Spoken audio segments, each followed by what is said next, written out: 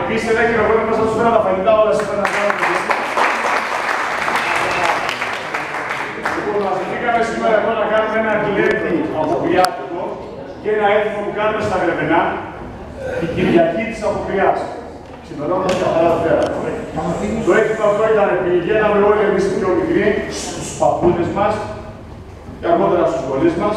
Λέγαμε τα συγχωρημένα ότι κάναμε όλη την χρονιά να μας συγχωρέσουν. Τρώγαμε, πίναμε και στο τέλος μας κάνανε το έθιμο του Χάσκα. Με ένα αυγό. Βραστό αυγό, στο ατράκτη που μας έφερε σήμερα ο Ζαχαρίας από το τρίτο το οποίο είναι δεμένο το αυγό. Με 3 φορές έπρεπε να φάμε το αυγό στον αέρα. Εκρεμές. 1, 2, 3. Τρώγαμε λοιπόν το αυγό και αυτό έλεγε ότι βουλώνει το στόμα μας στην Κυριακή της Αποκριάς με το αυγό, ξεκινάει η νηστεία την καθαρά Δευτέρα και ανοίγει πάλι το στόμα μας και τελειώνει η νηστεία την Κυριακή του Πάσχα που τσουμπίζουμε χαρούλα το κόκκινο το αυγό και σταματάει η νηστεία και τρώμε τα κατσίκια. Επομένως, ο πιο η γυραλέος ή η γυραλέα θα μας κάνει σήμερα η χάρη να το παίξει γονέας ή παππούς ή γιαγιά και ξεκινάμε το Χάσκα με το αυγό το βραστό. Όποιο αυγός ας πούμε έχει να πούμε, ξέρω να είναι προσέ.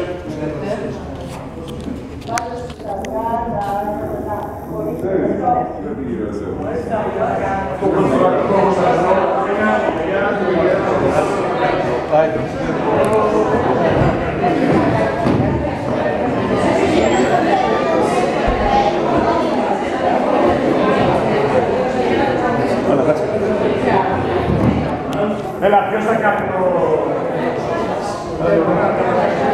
Το ξέρω.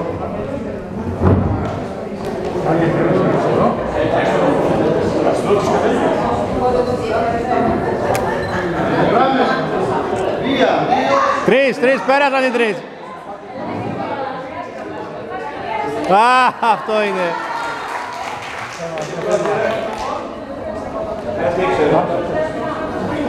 Έλα, το τρώνε όλο, δεν τα αφήνουμε, δεν τα αφήνουμε.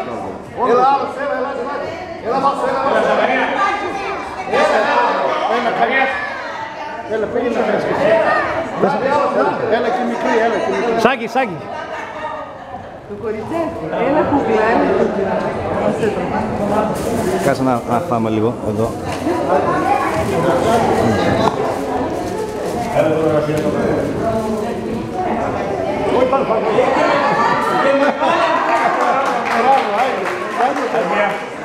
Μπράβο!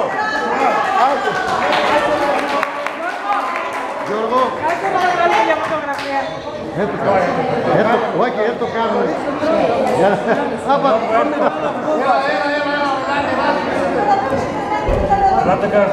Έχουμε πολλά αυγά, ελάτε. Θέλει καθαρίζει από εγώ, έφερα προσμένω να τσόφια, δεν ήξερα.